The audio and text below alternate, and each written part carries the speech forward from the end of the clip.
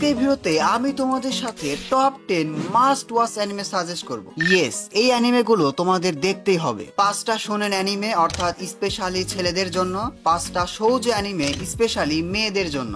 এরপরে অনেক মেয়ে বলবে আমি নাকি তাদের জন্য কোনো ভিডিওই বানাই না। এই মাস্টারপিস অ্যানিমেগুলো তোমরা দেখোইনি।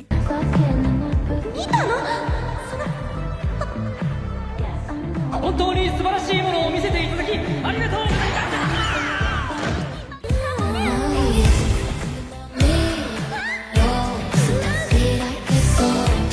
যাই হোক, আজকের ভিডিওতে আমার সাথে একজন স্পেশাল গেস্ট আছে। অবশ্যই সে একজন সুন্দরী এবং ট্যালেন্টেড মেয়ে। তাকে ডেকে এনেছি টপ 5 সৌজ অ্যানিমে সাজেস্ট করার জন্য।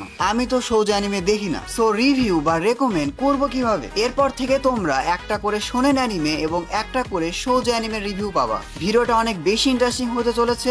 Keep watching. Finally, let's talk about number 1. So number 1 এ যে শৌজ অ্যানিমেটিকে আমি রেখেছি সেটি হলো ফ্রুট বাস্কেট। ফ্রুট বাস্কেট অনেক পপুলার একটা অ্যানিমে।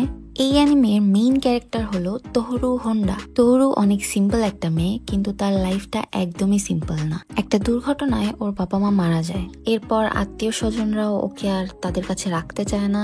সো সে পাহাড়ের পাশে টেন্ট বানিয়ে একাই থাকতে শুরু করে। স্কুলে যাওয়া ও যাবতীয় খরচ চালানোর জন্য সে একটা পার্ট টাইম জবও শুরু করে।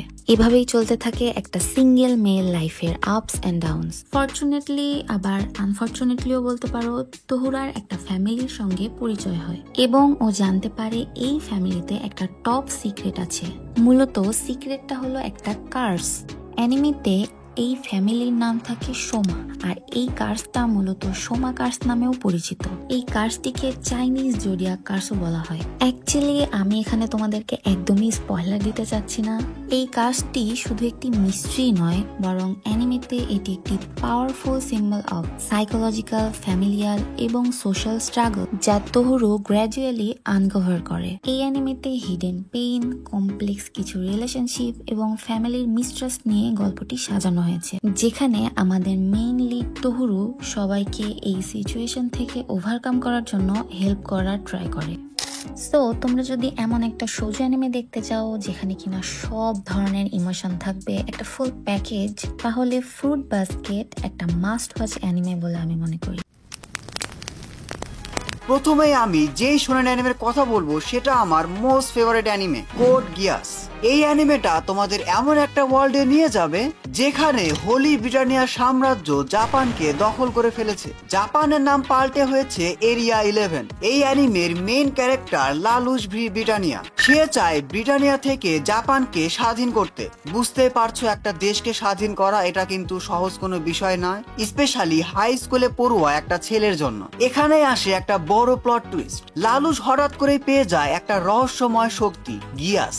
এই শক্তি দিয়ে সে যে কাউকে একবারের জন্য নিজের আদেশ মানতে বাধ্য করতে পারে। লালুস খুবই ব্রিলিয়ান্ট এবং স্মার্ট একটা ছেলে। সে তার এই পাওয়ারকে ফুল পোটেনশিয়াল ইউজ করে। একটা ক্যারেক্টার ইমোশনালি কত বেশি স্ট্রং এবং নিজের গোলের জন্য কতটা সিরিয়াস হতে পারে, এটা তোমরা কোড গিয়াস দেখলে বুঝতে পারবে। খুবই ইন্টারেস্টিং প্লট। কিছু কিছু ক্ষেত্রে এই অ্যানিমেটা ডেথ নোটের থেকেও বেটার। কোড গিয়াস শুধুমাত্র একটা মেকা অ্যানিমে নয়, এর সাথে তোমরা পাবে political thriller, strategy game, thrilling এ ভরা অনেকগুলো ইমোশন। আর কিছুই বলবো না, just watch it and trust me, you won't regret. Come on, এটা গ্র্যাজুয়েট ওটাকুর ফেভারিট অ্যানিমে, তার মানে এই অ্যানিমের মধ্যে অবশ্যই কিছু না কিছু আছে। ওকে, সো সেকেন্ড যে শৌজ অ্যানিমে নিয়ে আমি কথা বলবো, এটা আমার খুবই পছন্দের একটা অ্যানিমে, যার নাম হলো মেইড সামা। এই অ্যানিমেটা আমার একটু বেশি পছন্দের, কারণ এই অ্যানিমের মেইন ক্যারেক্টার মিসাকি আওজাওয়া আমার খুবই পছন্দের একটা ক্যারেক্টার। মিসাকি একটু বসি এবং টমবয় টাইপের একটা মেয়ে ক্যারেক্টার। গল্পে মিসাকি স্কুলের একমাত্র মেয়ে প্রেসিডেন্ট, যার টাইটেল থাকে ডেমন প্রেসিডেন্ট। বাট রাতের বেলায় সিক্রেটলি সে কাজ করে একটা মেইড ক্যাফেতে। কিন্তু হঠাৎ তার এই সিক্রেটটা উসুকি তাকুমি নামের একটা ছেলে ধরে ফেলে। বাকি কাহিনী আর আমি কিছু বললাম না, অ্যানিমেটা খুবই ইন্টারেস্টিং, তোমরা দেখলেই বুঝতে পারবে। যাই হোক, অ্যানিমেটিতে একটা মেয়ে কিভাবে তার রিয়েল লাইফ এবং ওয়ার্ক লাইফ দুইভাবে হ্যান্ডেল করে এবং দুইটা পার্সোনালিটি মেইনটেইন করে, সেটি খুবই ভালোভাবে দেখানো হয়েছে।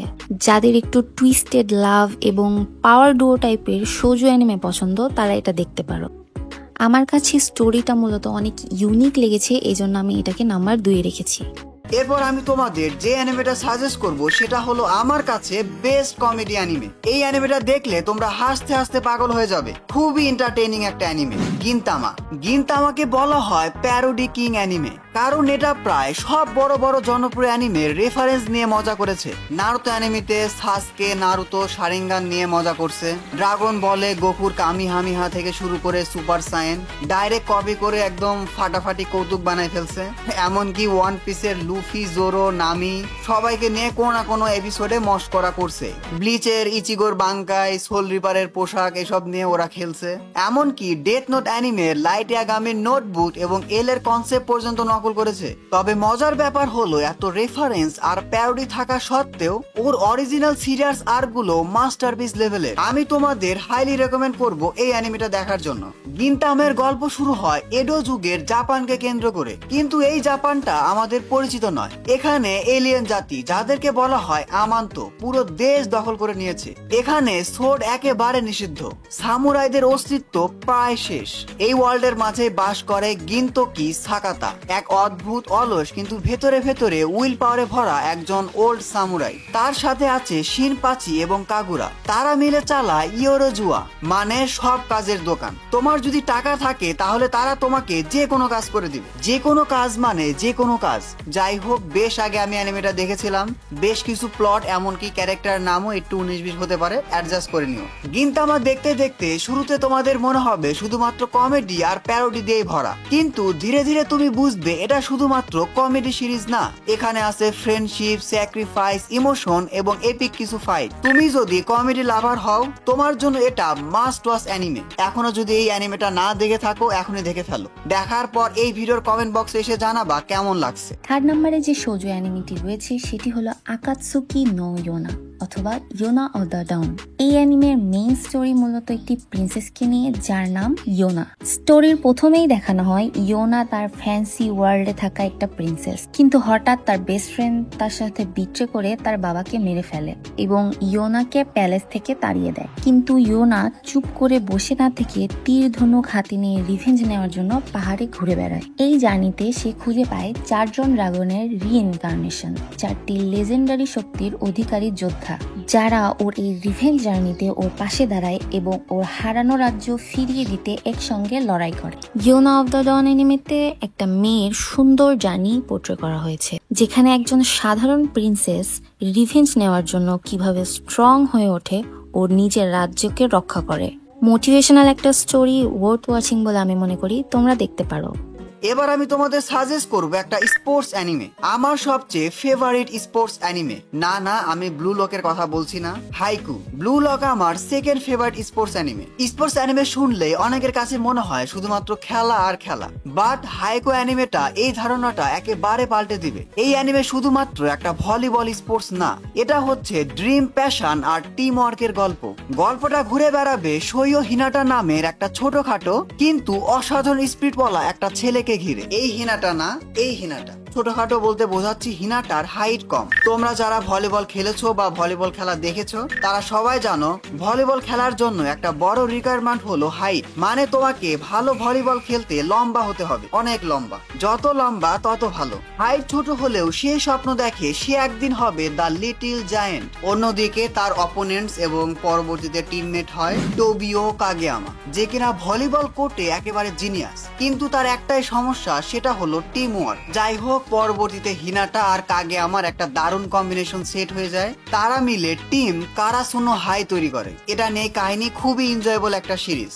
হাইকু শুধুমাত্র একটা স্পোর্টস অ্যানিমে না, এটা একটা মোটিভেশনাল লাইফ লেসন। যে কেউ এটাকে দেখলে নিজের লাইফে এগিয়ে যাওয়ার স্পিরিট খুঁজে পাবে। এজন্য এই অ্যানিমেটা আমার এত বেশি পছন্দের। এনাফ উইল পাওয়ার বা ইচ্ছা শক্তি থাকলে একটা মানুষ যে কোনো লিমিটেশনকে ব্রেক করতে পারে। নাম্বার 4-এ আমি যে শোজো অ্যানিমেটিকে রাখবো সেটি হলো Snow White with the Red Hair. এই অ্যানিমের মেইন লিডের নাম শিরায়ুকি। শিরায়ুকি হলো একজন হার্বালিস্ট। সে পুরো রাজ্যের মধ্যে তার লাল রঙের চুলের জন্য অনেক ফেমাস, কিন্তু এই চুলই তার জন্য এক সময় কার্স হয়ে যায়। সো এই রেয়ার টাইপের চুলের জন্য রাজ্যের প্রিন্স তার প্রতি অনেক অবসেসড হয়ে যায় এবং তাকে বিয়ে করতে চায়। কিন্তু শিরায়ুকি নিজের স্বপ্ন পূরণের জন্য পালিয়ে যায় এবং পালাতে গিয়ে ফরচুনেটলি একটা প্রিন্সের সাথে তার দেখা হয়ে যায় যার নাম জেন ওয়েস্টেরিয়া। সেই প্রিন্স তার ক্যাপাবিলিটি দেখে তাকে তার রাজপ্রাসাদের হারবালিস্ট হিসেবে নিযুক্ত করে। পরে অবশ্য শিরায়ুকির সাথে এই প্রিন্সের একটা লাভ অ্যাঙ্গেল তৈরি হয়। যাই হোক, তোমরা অ্যানিমেটা দেখলেই বুঝতে পারবা। হাউএভার এই অ্যানিমেটিতে একটা ইন্ডিপেন্ডেন্ট মেয়ে কিভাবে তার ড্রিমস পূরণের জন্য স্ট্রাগল করে এবং অ্যাট লাস্ট তার গোল অ্যাচিভ করে সেটি অনেক সুন্দরভাবে তুলে ধরা হয়েছে। এরপর আমি যেই অ্যানিমে নিয়ে কথা বলবো এটা খুবই আন্ডাররেটেড অ্যানিমে। ইয়েস, এই অ্যানিমেটা জুজুৎসু কাইসেনের থেকেও ভালো অ্যানিমে। জুজুৎসু কাইসেনের সাথে কেন কম্পেয়ার করলাম, কারণটা তোমরা এই অ্যানিমেটা দেখলে বুঝতে পারবে। এই অ্যানিমের খুবই হাইপড একটা সিন আছে যেটা আমার always favourite. We have a saying in the Port Mafia: the biggest misfortune for Dazai's enemies is that they are Dazai's enemies. বুঙ্গো স্টেডগের গল্প শুরু হয় আতসুশি নাকাজিমা নামের একটা অনাথ ছেলেকে নিয়ে। একদিন সে হঠাৎ করে আবিষ্কার করে যে তার মধ্যে একটা রহস্যময় ক্ষমতা আছে। চাঁদের আলো পেলেই সে ভয়ঙ্কর একটা সাদা বাঘে রূপান্তরিত হয়, হোয়াইট টাইগার। পরবর্তীতে সে জয়েন করে আর্ম ডিটেকটিভ এজেন্সি নামে একটা বিশেষ সংগঠনে। এই এজেন্সির প্রতিটি সদস্যরই আছে বিভিন্ন সুপারন্যাচারাল পাওয়ার। বিভিন্ন উল্লেখযোগ্য ক্যারেক্টার যেমন দাজাই, আকুতাগাওয়া, ফিউদর। তাদের প্রধান কাজ হলো অপরাধীদের সংগঠনগুলো আছে তাদেরকে থামানো, বিশেষ করে কুখ্যাত পোর্ট মাফিয়াদের। এদের দুজনের মধ্যে সবসময় কোল্ড ওয়ার লেগেই থাকে। এই অ্যানিমেতে তোমরা বেশ কিছু ইন্টারেস্টিং ক্যারেক্টার পাবে, তার সাথে সাথে বিভিন্ন সাসপেন্স এবং টুইস্ট তো থাকছেই। এখন আমাকে জিজ্ঞেস করো না কোনটাতে কত এপিসোড। এখানে আমি যে যে অ্যানিমের কথা বলেছি এবং ভবিষ্যতেও যে যে অ্যানিমের কথা বলবো সবগুলোই খুব বেশি বড় অ্যানিমে না। বুঙ্গো স্টে ডগ শুধুমাত্র একটা অ্যাকশন অ্যানিমে নয়, এটি হলো একটা stylish crime thriller anime. Dark fantasy আর ইন্টেলিজেন্সের দারুণ কম্বিনেশন। এটাও মাস্ট বি রেকমেন্ডেড, সময় থাকলে এখনই দেখে ফেলতে পারো। আমার দেখা টপ 5 শৌজ অ্যানিমের মধ্যে নাম্বার 5-এ আমি যে শৌজ অ্যানিমেটিকে রাখবো সেটি হচ্ছে স্কিপ বিট। এই অ্যানিমের মেইন ক্যারেক্টার হলো কিউকো মোগামি। গল্পে কিউকো অনেক ইনোসেন্ট একটা মেয়ে যে কিনা নিজের বিএফ এর স্বপ্ন পূরণের জন্য সবকিছু ছেড়ে দিয়ে শহরে চলে আসে, আর ওর বিএফ কিউকোকে জাস্ট ইউজ করে। অনেক মেয়েরাই আই থিঙ্ক রিলেট করতে পারো এখানে। যাই হোক, গল্পে কিউকোর হার্ট ব্রেক হওয়ার পর সে একেবারেই ভেঙে পড়ে না, বরং সে ঠিক করে কিভাবে রিভেঞ্জ নেওয়া যায়। সো সে ডিসাইড করে তার বিএফ কে হারিয়ে আরো অনেক বড় অ্যাক্ট্রেস হবে। তো এভাবেই শুরু হয় কিউকোর অ্যাক্টিং ক্যারিয়ার এবং এই জার্নিতে সে একজন ফেমাস অ্যাক্টর রেন তোসুরোগাকে ওর পাশে পায়। স্কিপি শুধু একটা রিভেঞ্জ অ্যানিমেই নয়, বরং আমি মনে করি একটা মেয়ের ড্রিমস, আইডেন্টিটি এবং সেলফ রেসপেক্ট ফিরে পাওয়ার জার্নিও বলতে পারো। এরপর নাম্বার 5 অর্থাৎ সবার শেষে আমি তোমাদের একটা সায়েন্স ফিকশন অ্যানিমে সাজেস্ট করব। সায়েন্স ফিকশন লাভারদের জন্য একটা must watch anime Steins gate.